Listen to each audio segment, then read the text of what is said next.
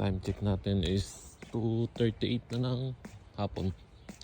So dahil panggabi kami, start ang pasok namin ng 3:30.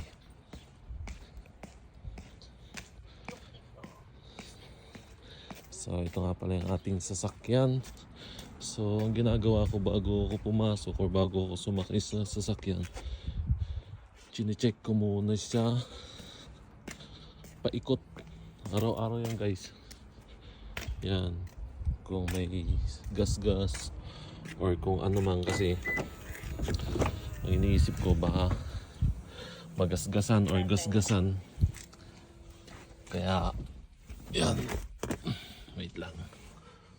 Baka iniisip ko kasi baka nagagasgasan or ginagasgasan. Kasi dito ko lagi pinapark sa may kalsada. Ayan. So kunin ko lang ang aking bag para mailagay ang aking baon. So ayan. So eto yung hard hat. Importante ito guys, kasi ito yung ginagamit namin sa araw-araw namin sa trabaho. At siyempre ang safety shoes. So yan, chine-check ko lahat yan kung nandito ba lahat yung mga gamit na kailangan ko bago ako umalis dito sa bahay. So yan, okay na siya. Tapos ito okay na rin, so isasara na natin. Yan. So ayan guys, nandito na tayo sa ating sasakyan. So papainitin ko lang siya, tapos mamaya alis na ako. So ayan, time check natin is 2:43. Ayan. Papainitin ko lang konti. So ipapakita ko sa inyo kung saan ako pumapasok. Pero konting ano lang, pahapyaw lang siya kasi bawal sa loob ng video. Konti lang para at least alam nyo. Kami yung loading and unloading sa mga barko. Lahat yun. So araw-araw yun, pero ang pasok namin night shift. Start kami ng 3:30 ng hapon until 3:30 ng umaga. So 12 hours yun.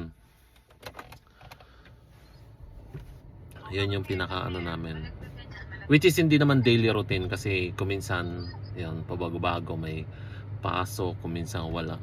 So maganda lang, kumbaga para sa akin, based sa experience ko, maganda yung kumpanya kasi kumbaga nakaka-proud lang na sabihin na ayun, it is kung may pasok ka man or hindi, bayad ka pa rin ng kumpanya. Yun yung kagandahan sa amin. So hindi sa ano, hindi sa baka isipin nyo mayabang ako or hindi totoo yung sinasabi ko, which is yun yung totoo naman talaga.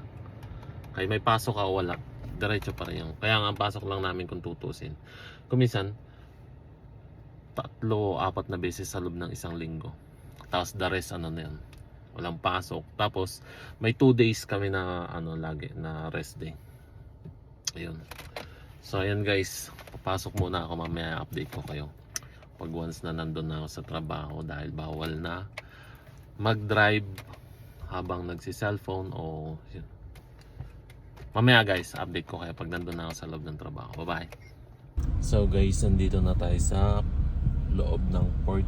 So ito yung pinaka parking namin. Yan, nakikita nyo ang dahil mga sasakyan. Yan guys, pinaka-common na yung sasakyan dito kung tutusin, kasi number 1 na kailangan namin dito yan sa New Zealand. So nakikita nyo mga yan. Yan yung isa sa mga ano, mga kinakarga namin, yung troso. So yan. Yan, so mamaya ulit guys pag out ko ng trabaho ng 3:30 ng madaling araw. It is guaranteed work day ko, kaya kailangan natin bunuin yung 12 hours. So mamaya update ko na lang kayo pag natapos yung aking 12 hours. Hi guys, yan, so tapos na ang ating 12 hours na duty. So ang time check natin is 3:28 na ng madaling araw ng umaga. Kaya pauwi na tayo. Pero yan, gusto ko lang kayong update. Yan ang aking 12 hours duty na daily routine. Which is, yun nga, ang start ng pasok namin is 3:30 ng hapon until 3:30 ng umaga ng madaling araw. So natapos namin yung isang barko kanina. Napuno na yung isang barko, yung AC Splendor na barko, shoutout nga pala sa'yo. At yun, nag-transfer kami sa kabilang berth naman, sa berth 10, galing kami ng berth 9. So pumunta kami ng berth 10 dahil may bagong barkong dumating na ang pangalan niya ay Chintana Neri. So isang malaking barko. So ang kinarga nga pala namin ay ang tawag nito, lag, mga troso. Di ko lang sigurado kung papuntang China yung mga troso na yun, pero yun nga, siguro mga